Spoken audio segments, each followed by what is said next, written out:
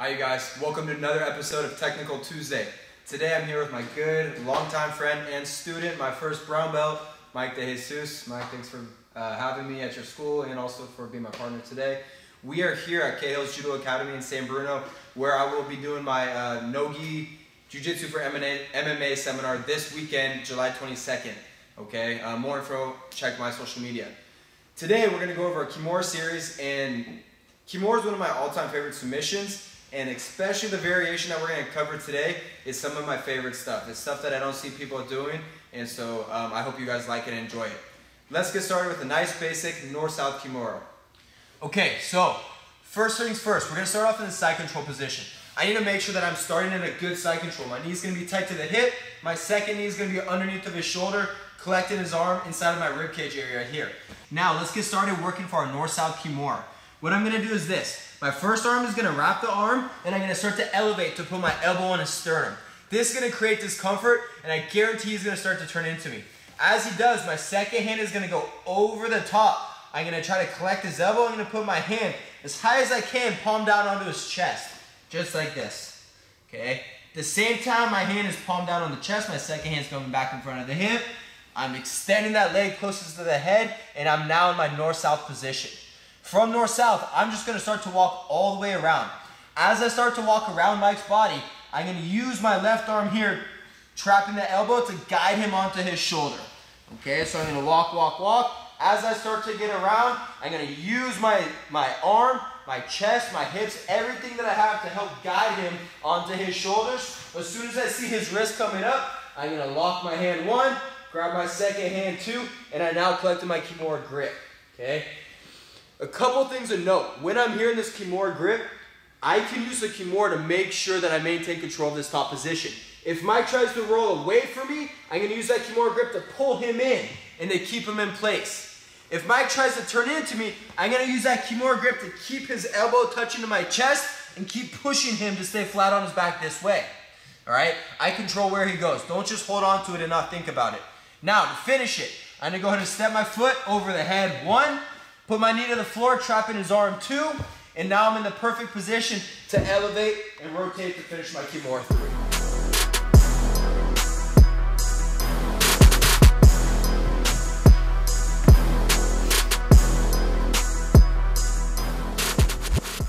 Okay, now you guys, we're in this position where I got my Kimura position.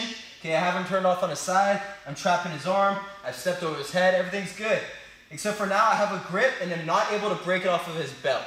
Okay, so we're going to first of all go for two techniques here. We're going to learn a third later today as well. Okay, the first one's going to go just like this. I'm going to make a nice grip. Always remembering to never leave a bent wrist, to always make sure I straighten my wrist nice and strong. Okay, good strong grip. I'm now going to hug his elbow into my chest. I'm not going to try to control his arm with my arm.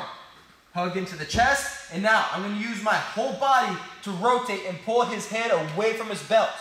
I don't want to pull into the way that the grip is made. I want to pull away from it. So I'm going to hug, hard turn to the right. Now I can posture and start to rotate and finish my Kimura lock.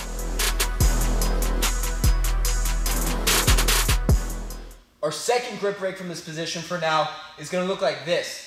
Now, I hug the arm, I'm doing everything correct. I try to pull it out, but it's still giving me a hard time. So I'm going to take it to the next level, use a little bit more energy out in order to break this grip.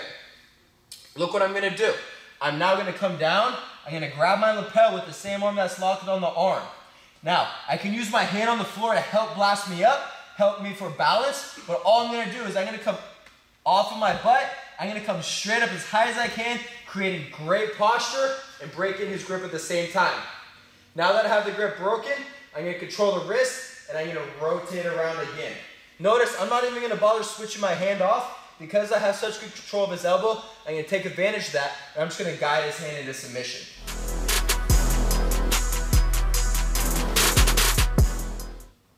Okay, so let's go for another situation that I really like to look for Kimuras from. Okay, that's going to be my knee on the belly. So I'm here, I'm sitting on a good knee in the belly position, my shin's all the way across his belt line, and I can tell that he's about to start to really push my knee, explode, and turn onto his side, okay? So kind of traditionally learning as you grow up, this is a bad thing to do because of the far spinning arm lock. But guys get away with it a lot of times by being athletic and just by pushing my leg to the floor, turning it into a single leg or a scramble. So I need to catch him in the act, and I can't let him use this mistake to get something that he wants. So as he pushes the knee, I'm gonna trap his hand into the knee. I'm gonna already be controlling his wrist right here. As he pushes it and turns, I'm not gonna resist it, okay? Actually, my toe is gonna straighten out, and I'm gonna slide on the shoelace of my foot onto my shin and allow my shin to land flat on the floor, okay? At the same time as this happens, my leg is gonna make sure it finds its spot above his head. At the same time this happens, my hand is gonna look for its way down the top of the arm to create my Kimura position, okay? So I'm gonna control my shin on the belly. As he pushes, I'm gonna allow him to push, come off, and make my grip. Now you can proceed to break the grip however you guys want. Okay, you guys, let's go for our third Kimura situation, okay? This Kimura situation is actually gonna lead us into our third Kimura grip break as well, okay? So follow along. Now, I'm in an omoplata position, all right? Think about what an omoplata is. It's simply a shoulder lock. It's a Kimura, but with my legs instead of my arms, okay? Very rarely do I see people transition good between the two, so we're gonna go for my favorite transition right now. Look what I'm gonna do. A lot of times when guys are in the omoplata situation, they're gonna start to posture and face me. Not enough so I can really throw my triangle, but it's just gonna be a little bit of constant pressure, just like this, okay? So I'm gonna go ahead and keep my leg heavy on the back of his head so he can't roll me up too much.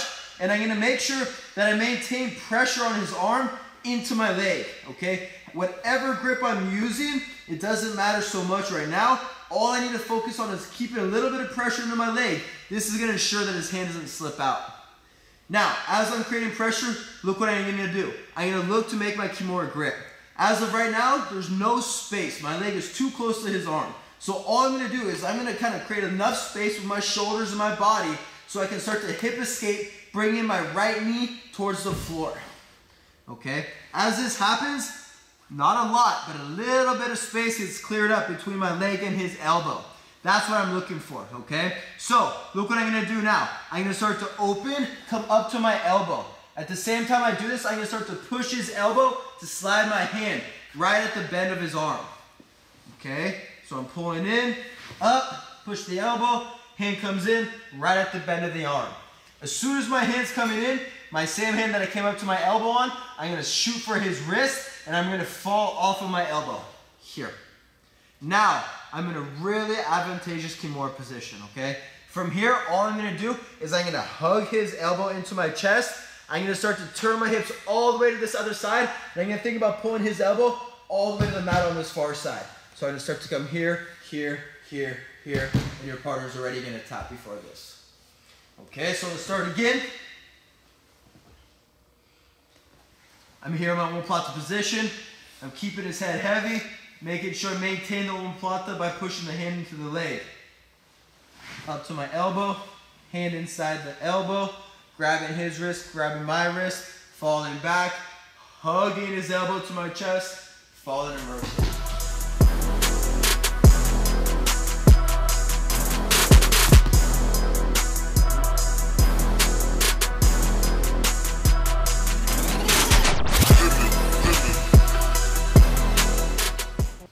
Okay, now that we've seen our Kimura from the omoplata, I'm going to show you guys how to use the same concept to break anybody's Kimura grip.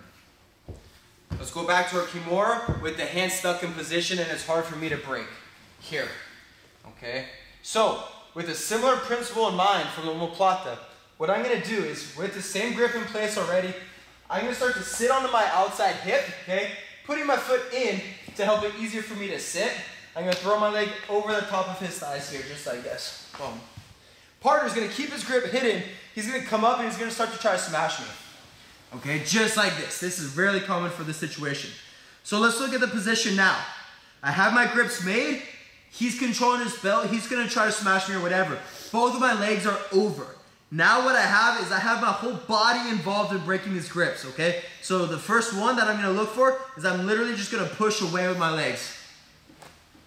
The same time I'm pushing away with my legs, I'm arching my back and keeping his elbows tight to my chest as I can. Sometimes even this is hard.